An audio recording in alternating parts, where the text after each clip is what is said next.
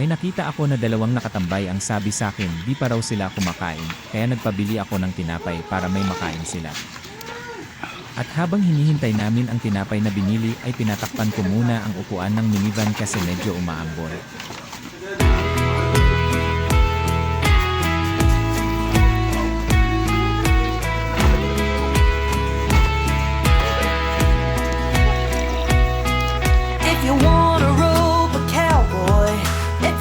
At nang dumating na ang tinapay ay diretsyo kain agad yung isa. Napaiyak pa nga siya dahil sa wakas ay nakakain din daw sila. Take a cowboy home. Gotta find yourself an old honky-tonk out where the cowboys roam. Yeah, so saddle up, put on your boots, head out where the green grass grows. 'Cause if you wanna rope a cowboy, you gotta go where the cowboys roam. You gotta kick, stomp, loose, go to the right, throw your hands up and touch that sky. Just step to the left, now hold on tight. At nang tanungin ko nga sila kung saan sila nakatira ay ito ang sagot nila sa akin. Tuloy. Saan? Kami tuloy. Tuloy. Saan? Kami tuloy.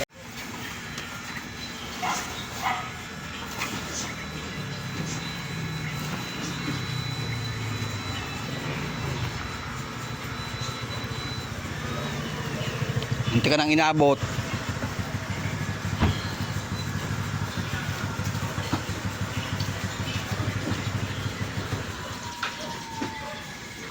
Dito sa harap yung malapad, yung iba.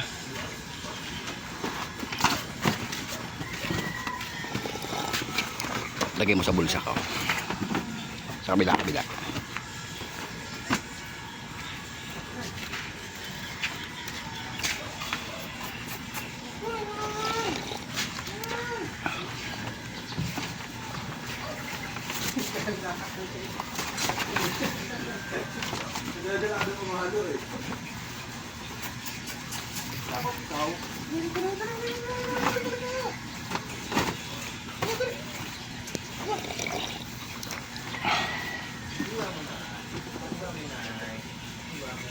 Ano yan?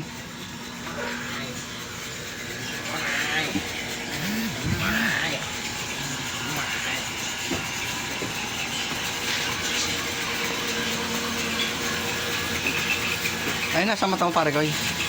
Nasa mata mo. Ay, nasa mata mo.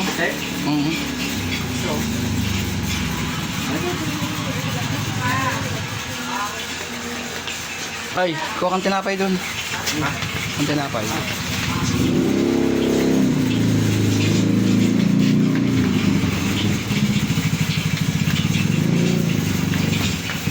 Abo.